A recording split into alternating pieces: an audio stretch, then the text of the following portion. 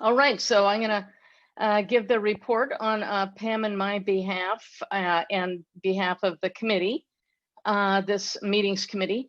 So here are our members. Pam and I have been co-leading it for the past little while, and Davide, JP, and Ramit are our other members. And of course, Pam, besides being a co-leader, is also our meetings manager. Thank you, Pam. So the purpose is pretty obvious of this committee. What we do is initiate and plan meetings on behalf of the AIRR community. How did that happen? Okay. And so what we approved at the last meeting was to put together meeting 5 that was supposed to be held right now at Scripps. And I'm not going to go through all this because I'll mention it later. But we ended up, because of the pandemic, putting that off, and including the meeting theme and the challenge themes and all that, for this more, I guess you'd say, cut down or restricted time frame for this virtual meeting. Yeah, and so what we have done over the past year and a half is last September we put on a special event, the response to COVID-19, and we also put on this meeting that we're at now. We've had a ton of subcommittee meetings, like over 50 in the last year and a half. I haven't counted them all and it's just too hard to do. And of course, we also have minutes somewhere. I don't know why that happened, sorry. We also have minutes. And in terms of resources, on the one hand, we've needed to get funding for supporting our managerial side, and also for paying for online services like Zoom and Whova. And then we also have raised funds through registration fees and also corporate sponsorships. So just to go into a bit more detail, but not much, our special events, I'm assuming many of you had joined the COVID-19 event, but that was a 3-hour a day, 3-day meeting held in early September. And there, what we did is we had 1 day devoted to T-cell receptor repertoire sequence data and how those data inform COVID-19.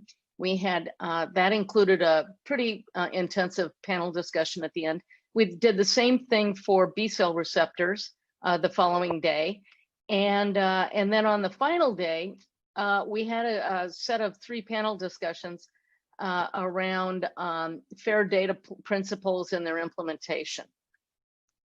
We had over 300 people register for this free meeting, and 140 or at least as many as 140 attendees for any given session. So I think it was pretty successful. And I'm not going to go through this meeting because you already know what's on the agenda, but we've kept a lot. Let me just say that we've kept a lot of the things that we like to do in our general meetings, including the poster sessions and software demos and so forth, although we've had to cut out a few things like the challenge sessions. Okay.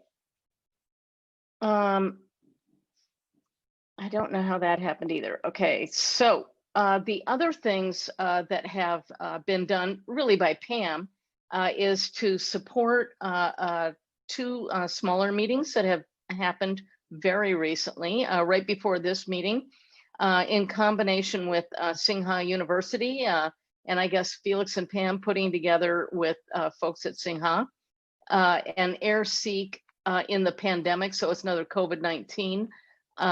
I guess that was a 2-day session with talks from people all over the world, and it was kind of an ongoing thing, starting in China and ending up in Europe. And then of course the biological standards and workflows symposium that was held right before this by the our working group.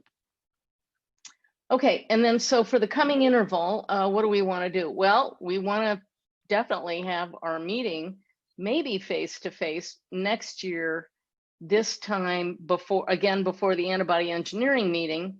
And we've already got some speakers planned for it. The theme is going to be exploring new frontiers, and one of our themes will be kind of incorporating how AIRR-seq data could be incorporated into, and also kind of teach people about systems immunology and the kinds of work that's being done out there in that area. And that will be headed up by Stephen Quake, who's already agreed to be in the session. We have another speaker, but we need to look for more. And then we're going to have a challenge theme that we'll be developing as we move along and as things progress on sustaining the AIR community and its initiatives, and how should we be doing that.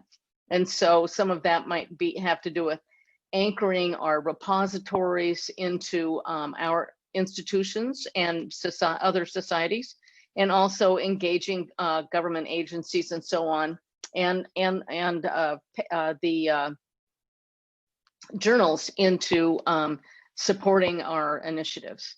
And we'll have all the usual things, plus we'll have an industrial sponsor networking event as we did in Genoa.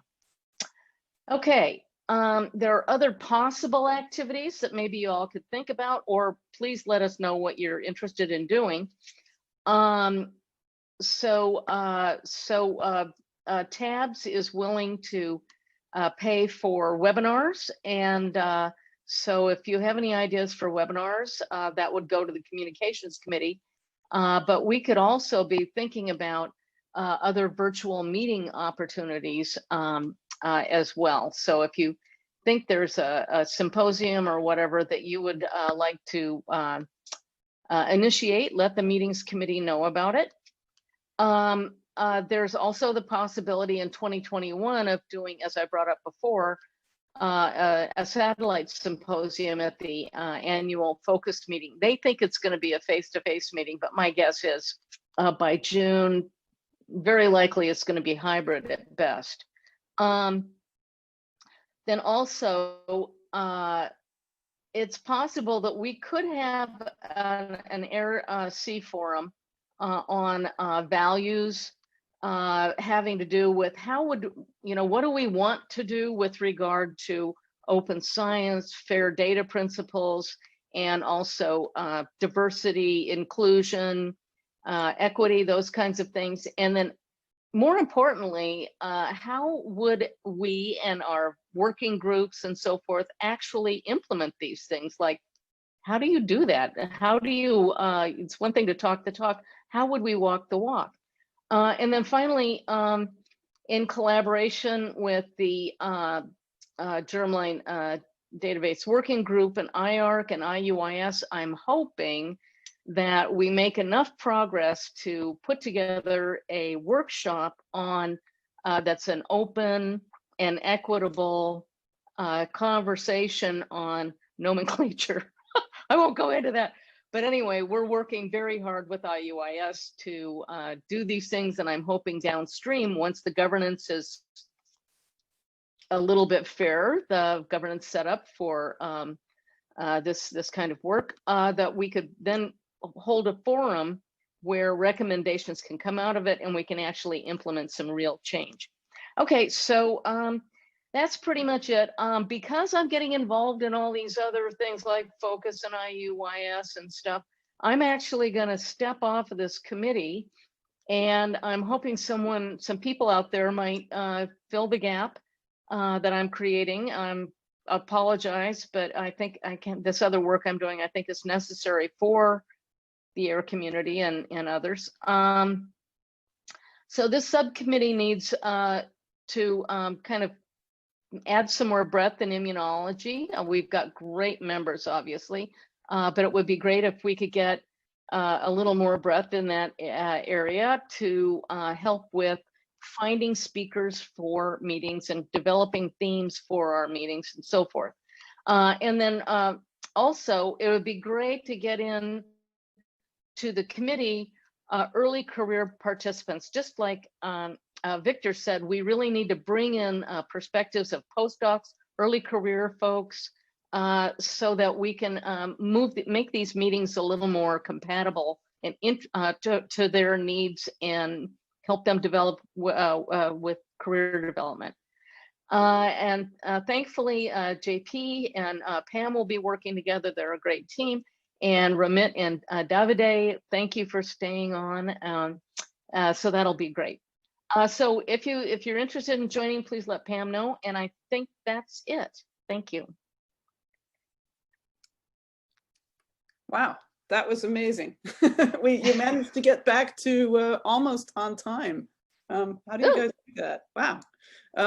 All right, so thank you. I don't know if people realize how much work it is to do all these meetings, and it's been quite a wave of activity, especially with the pandemic and putting all these virtual conferences together. And Jamie and Pam and everyone on the meetings committee, we are very grateful to all of you for all of your hard work and your leadership, really, in defining the content of these meetings, which is the other, I think, very challenging thing that the meetings committee does. So I do hope that that we can welcome some early career folks to join the meetings subcommittee. It will teach you a lot of things about not only how to run meetings, but also just about networking and there are opportunities within the AIR community too. So if you are interested, please do reach out. So are there any questions for Jamie or any of the other members of the meetings committee? No, it looks like, so I think people are getting a little tired, so let's go on our break and then